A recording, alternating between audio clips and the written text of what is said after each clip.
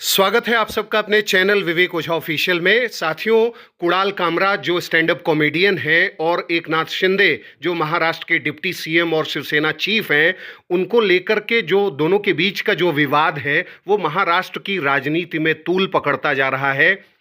कुणाल कामरा ने एक ऐसा बयान दिया, कुछ ऐसी बातें कह दी कि जिससे शिवसेना के कार्यकर्ता बहुत आहत हो गए। उनको लगा कि डिप्टी सीएम एकनाथ शिंदे का अपमान हुआ है, उनको डिफेम करने की कोशिश की गई है, वो भी जानबूझ करके कुणाल कामरा के द्वारा। और इसके चलते कुणाल कामरा का तीव्र विरोध किया गया और उनके स्टूडियो पर हमला शिवसेना कार्यकर्ताओं ने किया और तोड़-फोड़ करी। और उसके बाद कई अलग-अलग प्रकार के मत सामने आ रहे हैं। कुछ लोग कह रहे हैं विचार और अभिव्यक्ति की स्वतंत्रता के आधार पर कोई कुछ कह सकता है, और बहुत से लोग ये कह रहे हैं कि तुम किसी को कैसे गद्दार, देशद्रोही और क्या-क्या जो दल बदलू, ये सब चीज़ें कैसे कह सकते हो? स्टैंड अप कॉमेडी कर रहे हो, स्टैंड अप कॉमेडी की अपनी एक अलग मर्यादा होती है।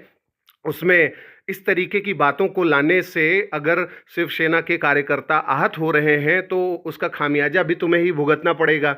अब पहले तो ये जान लें कि उन्होंने कहा क्या, कुणाल कामरा ने ऐसा जिससे शिवसेना के कार्यकर्ता आहत हो गए। और महाराष्ट्र के सीएम देवेंद्र फडणवीस भी कह रहे हैं कि कुणाल कामरा को माफ़ी मांगनी चाहिए, क्योंकि बहुत ही अपमानजनक बात उन्होंने कही।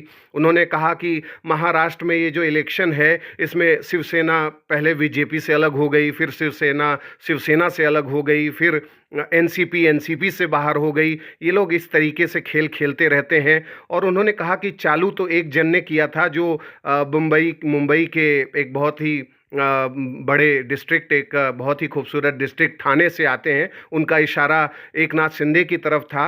और उन्होंने पैरोडी करते हुए कहा कि थाने की रिक्शा, चेहरे पे दाढ़ी, आंखों में चश्मा, हाय एक झलक दिखलाए कभी गुवाहाटी में छिप जाए, मेरी नज़र से तुम देखो तो गद्दार नज़र वो आए, मंत्री नहीं वो दल बदलू है और कहा क्या जाए, जिस थाली में खाए वो उसमें ही छेद कर जाए, मंत्रालय से ज़्यादा फडणवीस की गोदी में मिल जाए।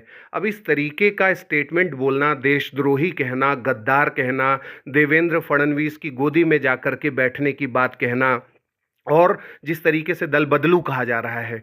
अब राजनीति में ठीक है, अलग अलग मत होते हैं लोगों के, लेकिन पॉलिटिकल अपॉर्चुनिज्म तो सभी करते हैं। राजनीतिक अवसरवाद, अलग अलग दलों के लोग जो है अपने हिसाब से किसी एक दल को छोड़कर दूसरे दल में अपने राजनीतिक महत्वाकांक्षाओं को पूरा करने के लिए जाते हैं।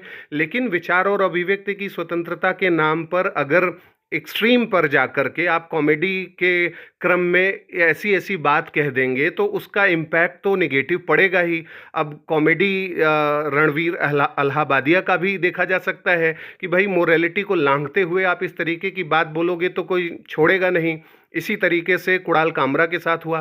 कुणाल कामरा काफ़ी कॉन्फिडेंट हो जाते हैं अनेक अवसरों पर कि उन्हें देश में जो कमियां दिखती हैं, जो बुराइयां दिखती हैं, पॉलिटिकल सिस्टम में जो उन्हें खामियां दिखती हैं, बीजेपी को लेकर के उनके मन में जो द्वेष है, जो एनिमिटी की भावना है, उन सब को लेकर के वो अपने को बहुत तार्किक मानते हैं कि उनका कन्विक्शन बड़ा प्रबल है और वो जो बोलते हैं वही सच है और वो सबसे जस्टिफाइड है। जबकि देश में अलग अलग मिजाज के, अलग अलग पॉलिटिकल लिहाज और मिजाज दोनों के लोग रहते हैं। उस चीज़ को ध्यान में रख करके ही कोई बात बोलनी चाहिए। और राजनीति कोई भजन और भक्ति करने का माध्यम तो है नहीं।